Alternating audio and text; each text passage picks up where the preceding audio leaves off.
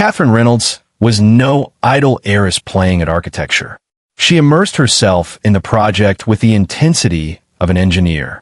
She subscribed to periodicals like American Country Life, studying the estates of wealthy northerners who'd escaped to rural retreats.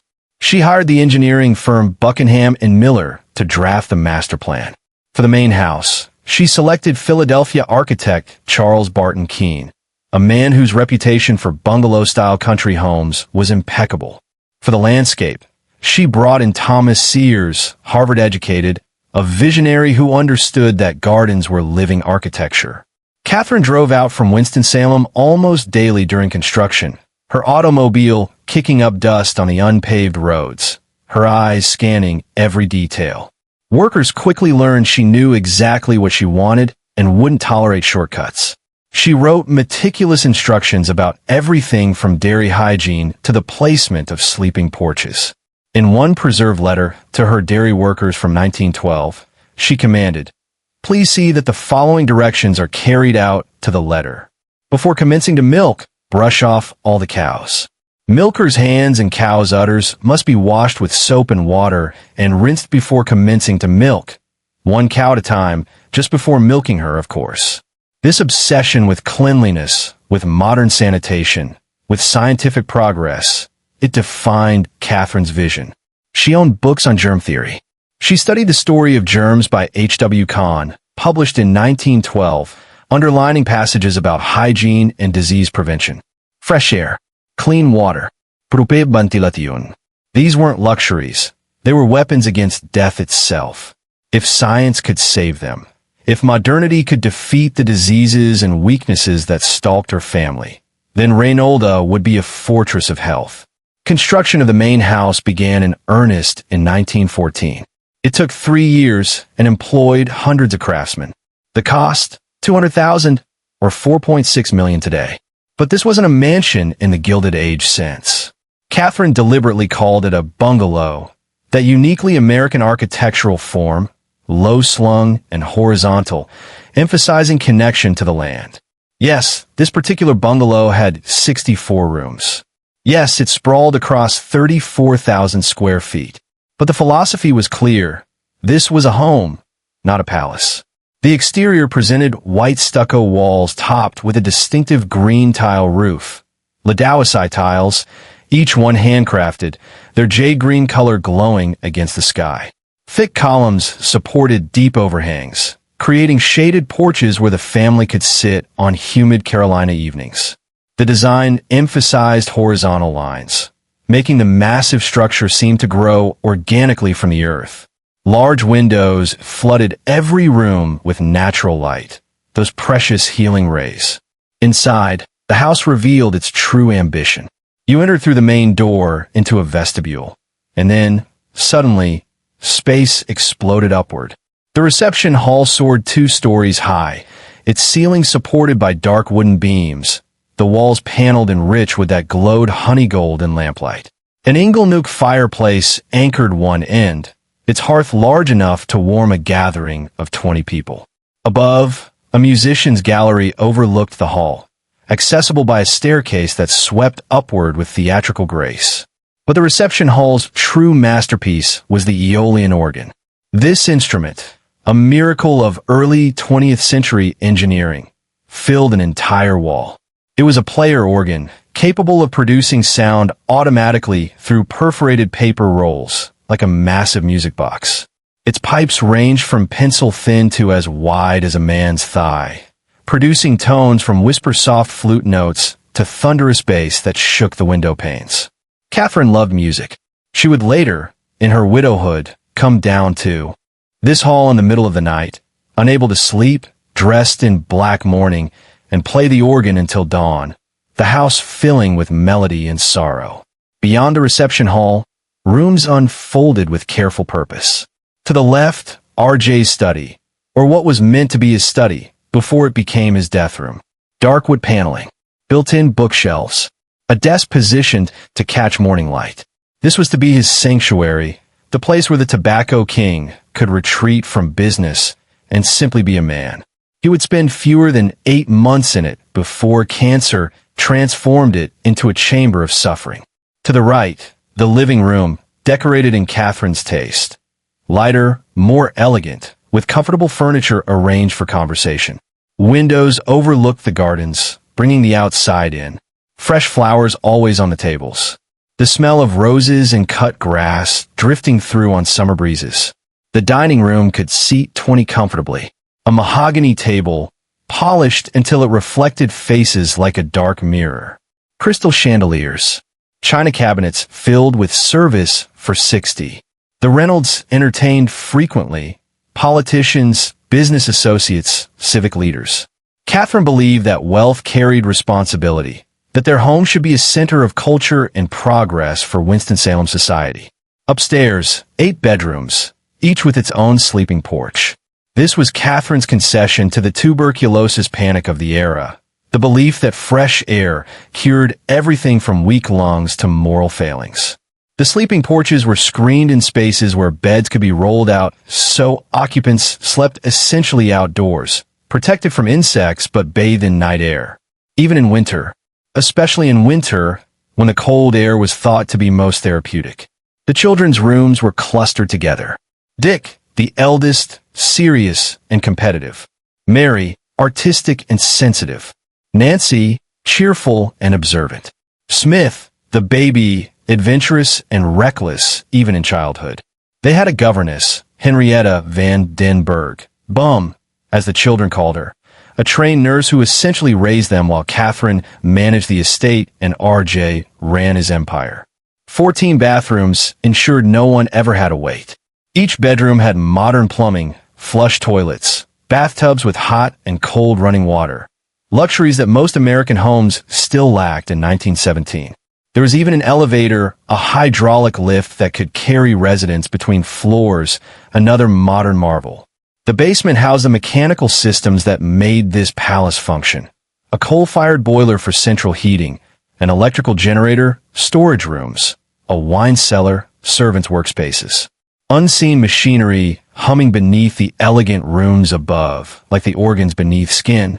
But the house was only the centerpiece. The estate surrounding it was Catherine's true vision. She wanted Reynolda to be self-sufficient, a model progressive farm that could demonstrate modern agricultural techniques to the region. She hired graduates of North Carolina College of Agriculture and Mechanic Arts to run the operations, young men trained in soil science, crop rotation, fertilizer chemistry, the cutting edge of early 20th century farming. The dairy was a temple to hygiene. White tile walls, concrete floors that could be hosed down, glass bottles sterilized in steam, workers in clean uniforms. Milk from purebred cows was bottled on-site and delivered to the house daily, cream so thick it required spooning. The dairy products were so renowned that Catherine allowed visitors, other farmers, agricultural students, curiosity seekers, to tour the facilities to see what modern science could achieve. Beyond the dairy, fields of experimental crops stretched to the horizon.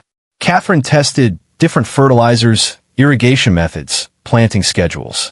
She kept meticulous records, comparing yields, calculating costs per acre, always seeking improvement. This wasn't a hobby farm, it was a laboratory. The estate village, modeled after English country estates, housed white workers in neat cottages clustered around central green. There was a post office, a school for workers' children, a chapel, a blacksmith shop, a greenhouse complex where exotic plants flourished under glass. Everything was whitewashed and orderly, a self-contained community entirely dependent on Reynolds' benevolence.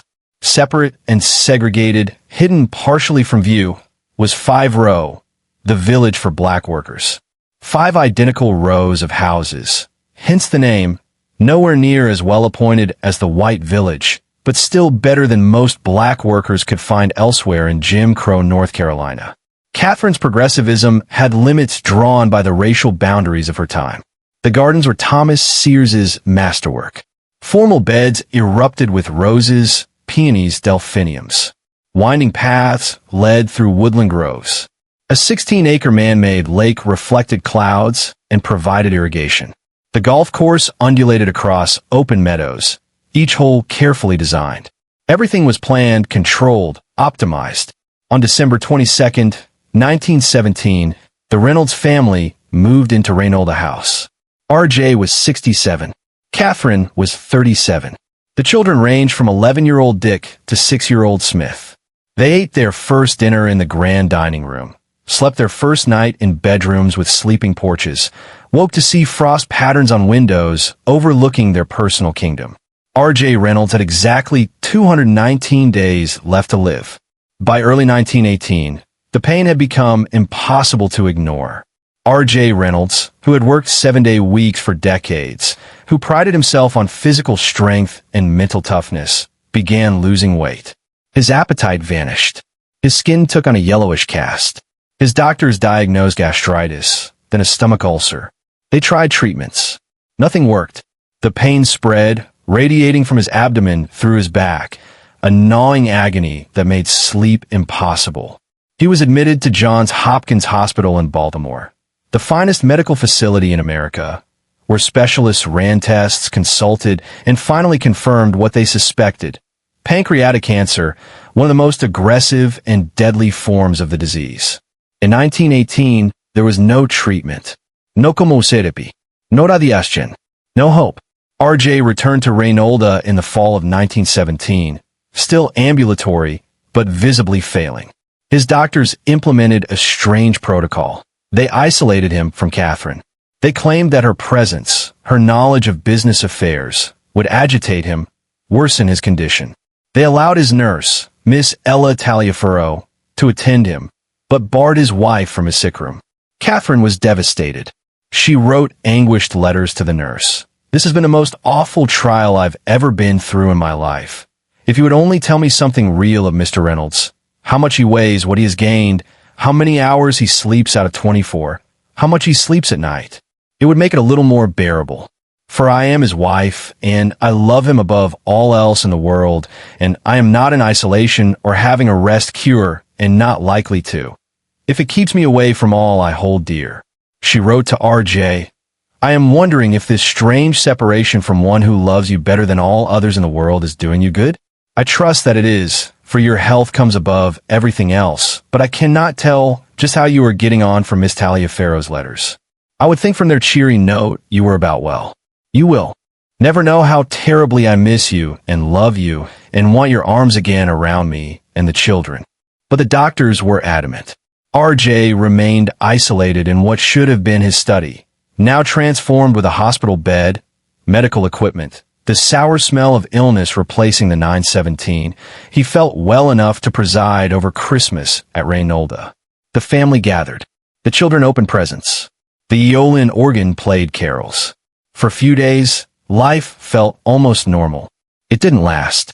By spring 1918, RJ was bedridden, his weight dropping, his pain escalating. The doctors decided on a last, desperate measure: exploratory surgery. Perhacetor and tobacco scent of books and leather. By winter of 1 PS, they could remove the tumor. Perhaps something could be done. On July 20th, 1918, RJ's 68th birthday, surgeons opened his abdomen. What they found was beyond repair. The cancer had metastasized throughout his organs. They closed him up without removing anything. There was nothing left but pain management and waiting for death. RJ was brought home by private railway car, carried into Reynolda house, placed in his sick room. Catherine was finally allowed to see him. What she found must have shattered her. The powerful man she'd married reduced to a skeletal figure, yellow-skinned, barely conscious, his life measured in days. 9 days later, on July 29, 1918, at 9 a.m., RJ Reynolds died. The city of Winston-Salem went into mourning. Banks closed. City Hall shut down. Local businesses suspended operations for 3 hours. His funeral procession was one of the largest North Carolina had ever seen. Thousands lined the streets. The Masons marched. Boy Scouts served as honor guards. Reynolda's servants and factory workers followed the casket. North Carolina Governor Thomas Walter Bickett eulogized him. Therefore, the greatest eulogy that can be offered would be to refer to his life of rugged honesty, his wide usefulness, and his kindly dealings with his fellow men, which he himself deemed his first duty. RJ Reynolds was buried at Salem Cemetery in Winston-Salem. At the time of his death, His company encompassed 121 buildings. His annual tax payment, $66,000, was double that of the state's second wealthiest citizen. His estate was valued at approximately $60 million, over $1.1 billion in today's dollars. And Catherine, at 37 years old, became one of the richest women in America. For a year, she wore black. She wandered Reynolda House at night, unable to sleep, descending to the reception hall to play the Aeolian organ in darkness, the music echoing through empty rooms. She had spent 12 years planning this estate, 3 years building it, and 7 months living in it with the man she loved. Now it was a mausoleum, beautiful and hollow. But Catherine Reynolds was not a woman who surrendered to grief. She had inherited not just wealth, but responsibility. RJ had left her in charge of his legacy, trusting her to steward the fortune wisely. She threw herself into philanthropy with the same intensity she'd brought to building Reynolda. She donated land and funds to create R.J. Reynolds High School, a memorial to her husband. She contributed to the construction of the R.J. Reynolds Memorial Auditorium, hiring the same architect who designed Reynolda House, Charles Barton Keene. She expanded the estate school, bringing in better teachers, more resources. She worked with the YWCA, the Red Cross, missionary organizations. Her wealth, rather than isolating her, gave her power to reshape Winston-Salem. And then, approximately a year after RJ's death, something unexpected happened. Catherine began falling in love again. His name was J. Edward Johnston, Ed to friends. He was the principal of the Reynolda Estate School, brought in by Catherine to educate workers' children. He was handsome, educated, charming. And he was 13 years younger than Catherine, only 31 to her 40. The scandal rippled through Winston-Salem society like a stone thrown into still water. The widow of the Tobacco King, still wearing mourning clothes, courting a man young enough to be, well, not her son, exactly, but close. A man of no particular wealth or social standing. A schoolteacher. Catherine's daughters, Mary and Nancy, adored Ed Johnston. They found him delightful, a breath of fresh air in their grief-stricken household. But her eldest son, Dick, now 15, reacted with fury. He saw Johnston as an interloper, a fortune hunter preying on his mother. He refused to stay at Reynolda when Johnston was present, instead living with his uncle William Neal Reynolds, or throwing himself into work at the tobacco company, sometimes putting in 45-hour weeks despite being only a teenager. Catherine agonized over Dick's reaction. In a letter to a friend, she wrote that she was more nervous to tell Dick about her relationship with Johnston than she'd been to tell her own parents. But she was also determined. I told them how I'd worked and planned for the happiness of others, but now I was working and planning day and night for my own. On June 11th, 1921, 3 years after RJ's death, Catherine Smith Reynolds married J. Edward Johnston in the reception hall of Reynolda House, in front of the same Inglenook fireplace where she'd once entertained Winston-Salem society with her first husband. It was a small ceremony. Her 3 youngest children attended, Nancy, Smith, and Mary, who was 12 and wrote in her diary. At about 7:15, Mother was married to Mr. Johnston. The affair was very quiet. Smith was ring bearer, and Nancy and myself were flower girls. We were trying to keep it quiet, but about the whole town knows it. Dick refused to attend.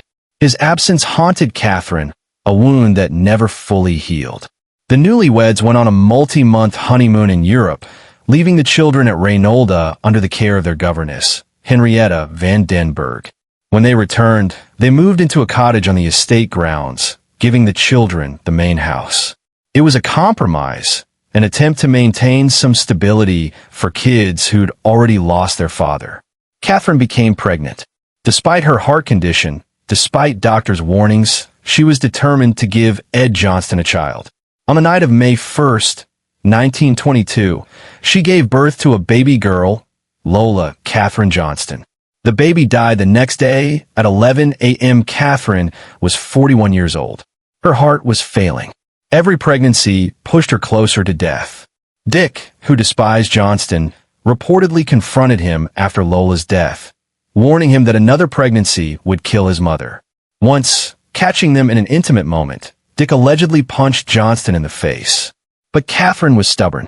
She told friends she would give Ed a child, even if it killed her. In late 1923, she became pregnant again. The Johnstons moved to New York City for better medical access. Catherine was monitored constantly, her weak heart struggling to supply blood to her body and the growing fetus. Her doctors were terrified. Everyone knew this pregnancy was a death sentence. On May 21st, 1924, Catherine gave birth to a healthy baby boy, J. Edward Johnston Jr. For 3 days, she clung to life. She held her son. She whispered to Ed. She made plans for the future, as if willpower alone could overcome physiology. On May 23, 1924, a blood clot, an embolism, formed during childbirth, traveled through Catherine's weakened circulatory system and lodged in her brain. She was 43 years old. The woman who'd built Reynolda, who'd envisioned a paradise of health and modernity, who'd survived typhoid and heart disease and 4 dangerous pregnancies, died in a New York hospital room, her newborn son in a bassinet beside her. Her body was brought back to Winston-Salem. Ed Johnston wanted her buried in a memorial he'd created for her behind Reynolda Presbyterian Church, the church she'd helped build. But Dick Reynolds, now 18 and heir to the tobacco fortune, overrode him. Catherine would be buried beside R.J. Reynolds at Salem Cemetery, Dick declared. She would spend eternity with her first husband, not her second. Ed Johnston erected a memorial anyway, an obelisk of Mount Airy granite with an inscription that read, Catherine Smith Johnston. To her was given the vision of life in its larger meaning. She wrought with understanding heart for a greater future for mankind. All that love and labor for this cause rise up and call her blessed. The Reynolds children, Dick, Mary, Nancy, and Smith, were now orphans. Dick was 18. Mary was 15. Nancy was 14. Smith was 12. They were among the wealthiest children in America, heirs to a tobacco empire and a magnificent estate, and they had no parents. Their uncle, William Neal Reynolds, and his wife Kate Bidding Reynolds became their legal guardians. The children remained at Reynolda, rattling around in that vast house, trying to make sense of a world that had stolen both their parents before any of them turned 20. But the tragedy wasn't finished.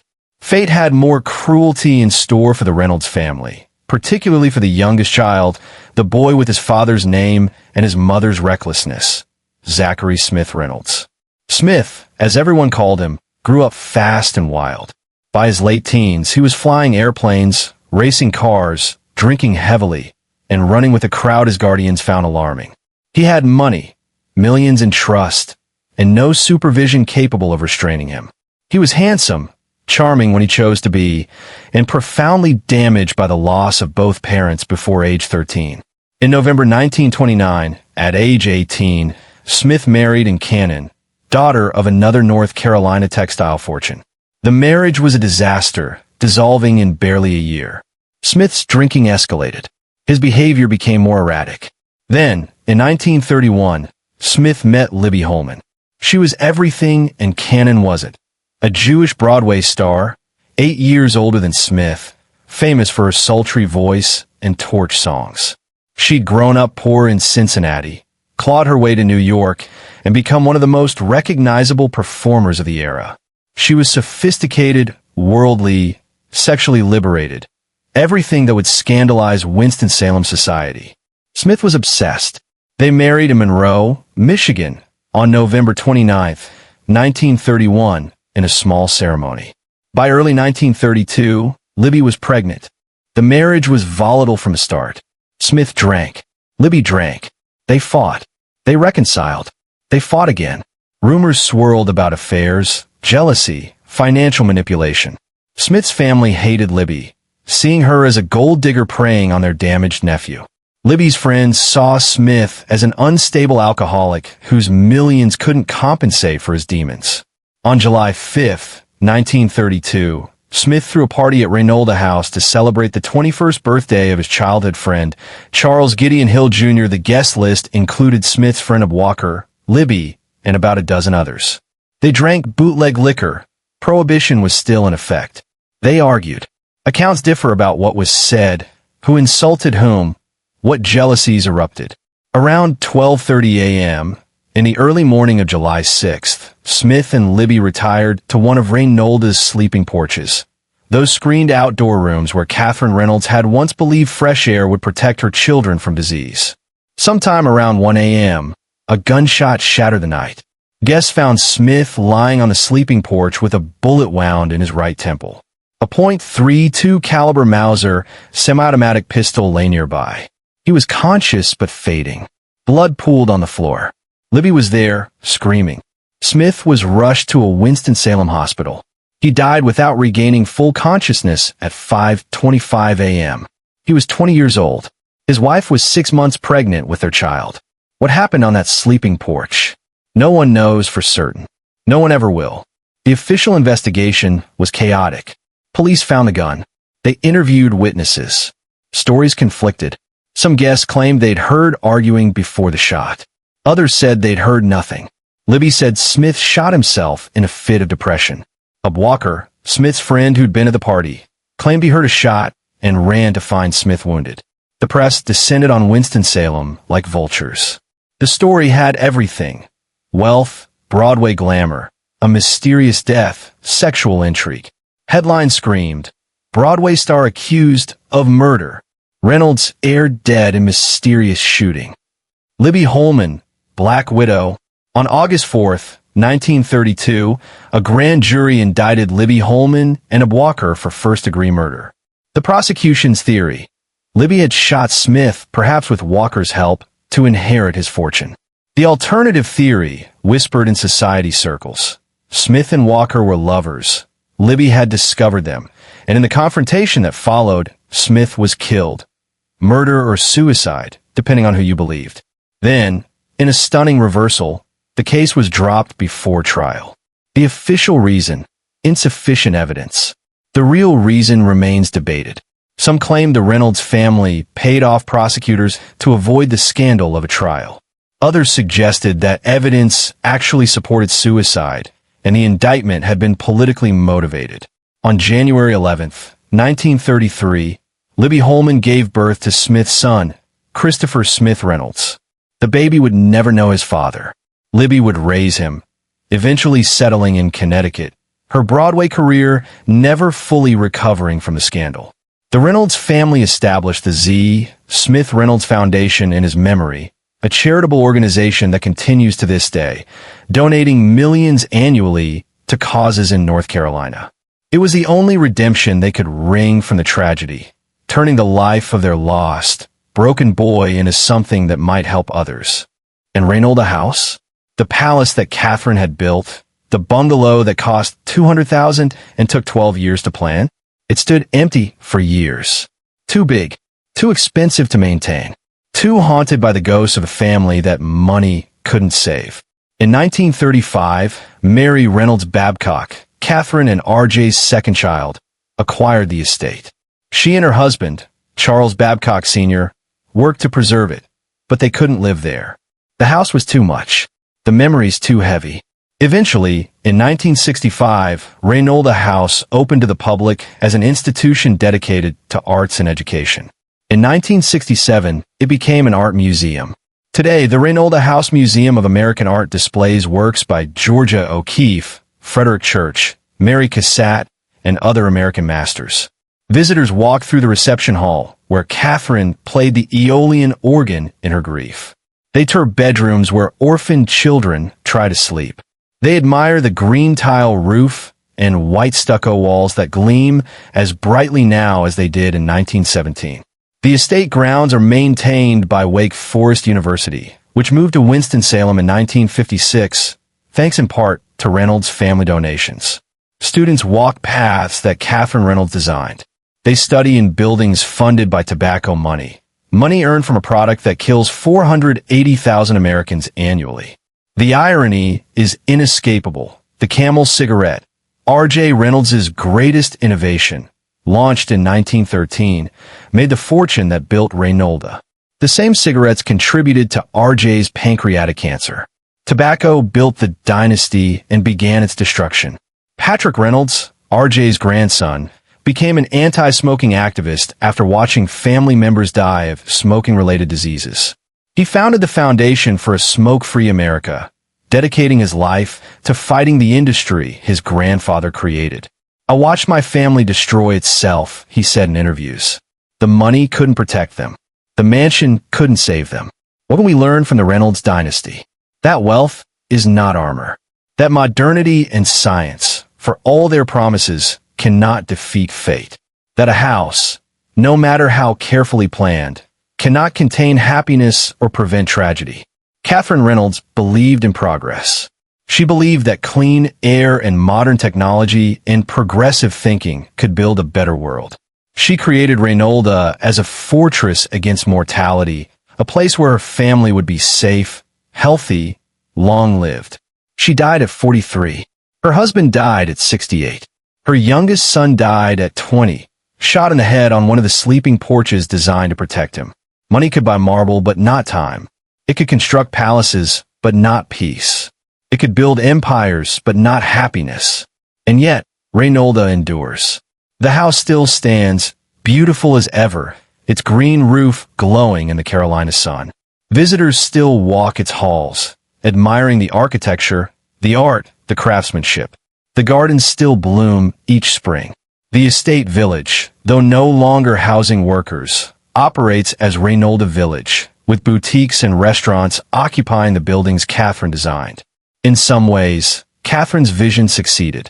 Reynolda became a lasting legacy, a gift to future generations. Just not in the way she imagined. Not as a family home, but as a museum. Not as a living estate, but as a preserved monument to ambition and loss. If you visit Reynolda House today, stand in the reception hall. Look up at the Aeolian organ. Try to imagine Catherine at midnight, fingers on the keys, playing hymns and popular songs while grief echoed through empty rooms. Imagine R.J. Reynolds in his converted study, dying from cancer while workers in his factories rolled cigarettes that would kill millions more. Imagine Smith Reynolds on the sleeping porch, a gun in his hand or someone else's hand, 20 years old and about to vanish into mystery. The house doesn't answer questions. It only witnesses. It stands as evidence that even the wealthiest, even the most careful planners, even those who believe in progress and science and the perfectibility of life, even they cannot escape the fundamental truth that we are all mortal.